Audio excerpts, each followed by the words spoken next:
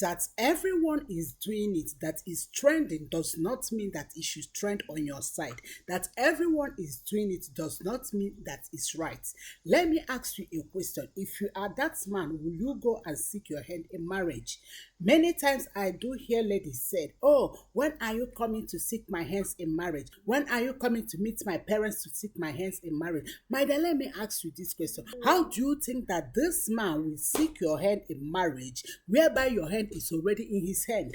Many times I see ladies cohabiting with a man, living with a man in one house, and you tell me that this man, this particular man, that you always see your nakedness, that always sleep with you any moment, anytime that he wants, will also go and seek your hand in marriage. My dear, if you are him, will you seek your hand in marriage? Sisters, let me tell you this. You can't use nakedness to attract a man. My dear, let me tell you this. Any man that marry you because of your nakedness, you attracted him because of nakedness. Let me assure you that a time will come that he will be tired of your nakedness and he will go out to look for other naked people. So it is very important that we respect ourselves as ladies.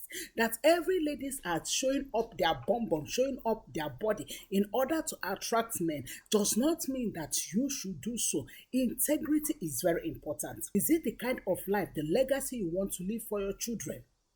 So if you are a woman, if you are listening to this episode, and if you are cohabiting with any man, please, I want to encourage you to pack your things, go and look for smaller apartments. Yes.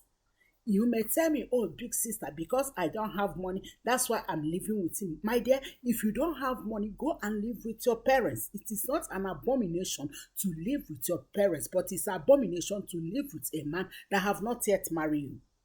Because the truth is this, one day he will be tired and he will kick you off out of house. You can't tell a man that had been sleeping with you, living with you, sharing everything with you, to come and seek your hand in marriage, whereby you are already in his hand. So it is very important that we respect ourselves. It is not good as a woman of virtue, woman with integrity, for you to pack your things to go and live with a man, or for a man to come and live in your house.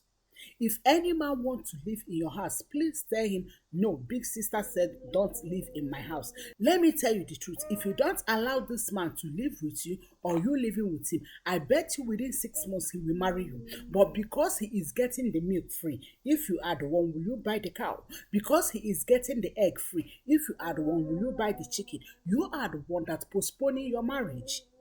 So it is time for us not to be brainwashed. Yes, I know you may say, oh, big sister, you don't know what is trending. Yes, it is trending does not mean that you should be part of the trending, and trending does not make it right. Show me a man who married a woman because of her nakedness, and I will show you a man who will not stay in that marriage. Because the truth is this, one day he will be tired of that nakedness and he will go and look for fresh nakedness. Sisters, you know your big sister is not here to condemn. We are here to journey together. So do all your best not to cohabit with any man.